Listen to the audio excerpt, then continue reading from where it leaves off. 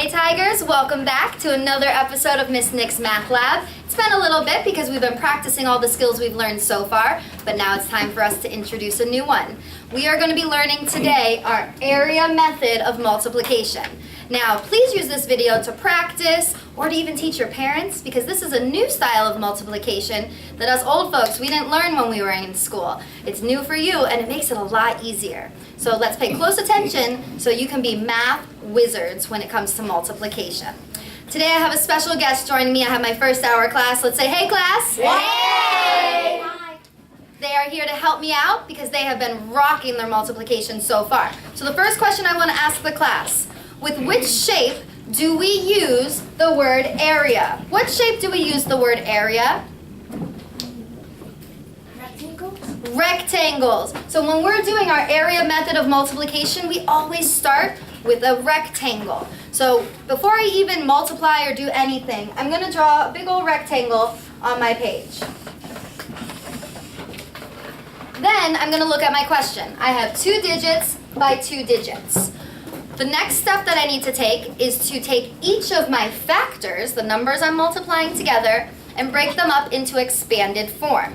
When I do that, I'm going to write it on the side of my box. So for example, my 22 is going to move down here, and we're going to turn it into expanded form.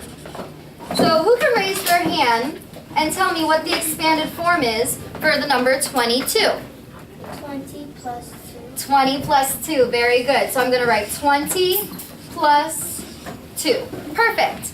Now I'm going to do the same thing with my other number. I'm going to take my 18, and this time, just like I do with area and perimeter, I have my length times my width. I label my area method box the same way, with my length and on the top as my width.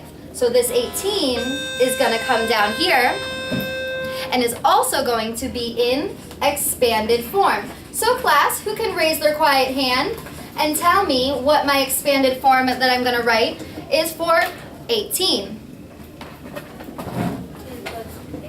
10 plus 8, very good. 10 plus 8. Now, we have the perimeter of our box set up. We have our sides labeled, but now we have to work on the inside of the box, and this is where we're actually going to multiply. Our next step is to take our 2 plus signs, and we are going to draw lines down from each of them. So this line goes straight down, and this plus sign goes straight across. So it breaks my rectangle into 4 tinier squares. We're going to jump ahead, and I'm going to ask my class for a special bonus question. What is going to be ending up inside each of these squares? What ends up inside each square? Your partial product. My partial products. So let's start finding out what those partial products are. We're going to start with our first box. Now here's the special trick that we use to know what to multiply. We put our fingers inside the box, we slide one straight up and one straight over.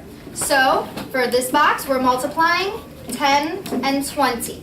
So I'm going to write 20 times 10, and then I'm going to multiply it. 2 times 1 is 2, and there's 2 zeros in my factors, so that's 200.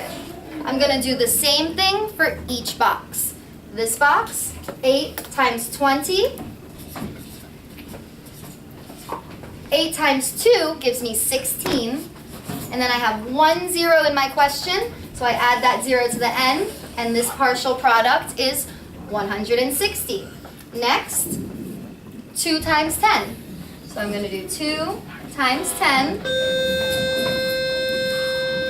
And that partial product is 20. Now my last box, 8 times 2. 8 times 2 gives me, I heard someone? 16. 16, good. Now these are, what did we call them again, class? Partial products. Partial products.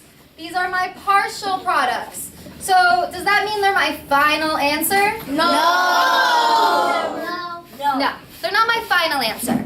So to get my final answer, I have to take these 4 partial products and I have to do something special with them. The first thing I do with it is what, class? Add it up. Line it up, line it up, line it up. So if you couldn't understand what we're chanting, when we are adding up our partial products, the first thing we want to do is line it up super carefully. So to remember that, we always say to ourselves, line it up, line it up, line it up.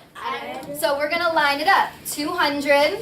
Lining it up means we line up our place values. So put our next number, 160, in line with each correct place value. 20 and 16. Now, if I have 4 partial products, how many numbers should I be adding up when I get to the line it up, add it up part of my process? 4. 4 partial products. So if you get to this point and you don't have 4 numbers here, but you have 4 boxes here, we want to turn around and double check because we made a wrong turn somewhere. So now we have our 4 partial products. We've lined them up. Our next step, class, is to Add it up, add it up, add it up. So 0, 0, 0 plus 6 is 6. 0 plus 6 plus 2 is 8. Plus 1 more is 9. 2 plus 1 is 3. So our final product, our final answer is going to be 396. Final product. Miss Nick,